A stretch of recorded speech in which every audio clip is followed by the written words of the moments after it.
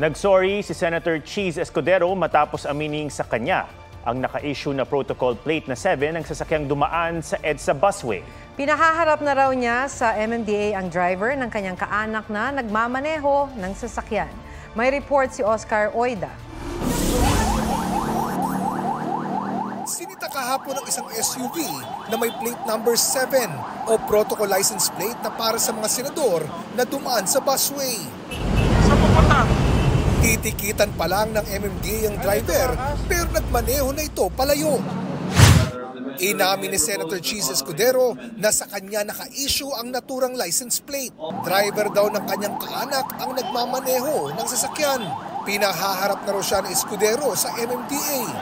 Anya, hindi niya personal na ginagamit ang mga protocol plates na inisyu sa kanya. Pinasusurrender na niya sa LTO ang protocol plate na nasitang SUV. Humingi siya ng paumanhin sa publiko at sa mga kasamahan sa Senado. The situation will be processed fairly and kung ano po yung dapat na proseso gagawin ng LTO and possible sanction, gagawin naman po natin yon.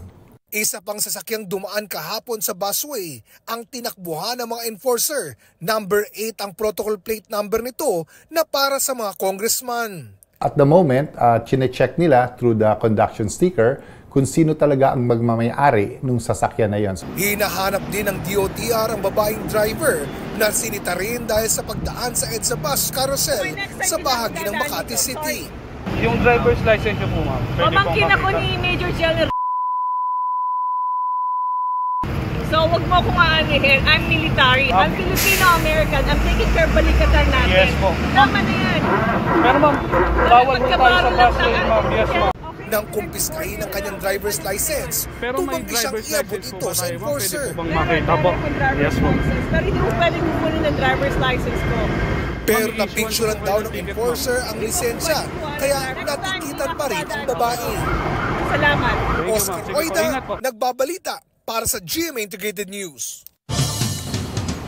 Mga kapuso, alamin ang State of the Nation. Mag-subscribe sa GMA Integrated News sa YouTube.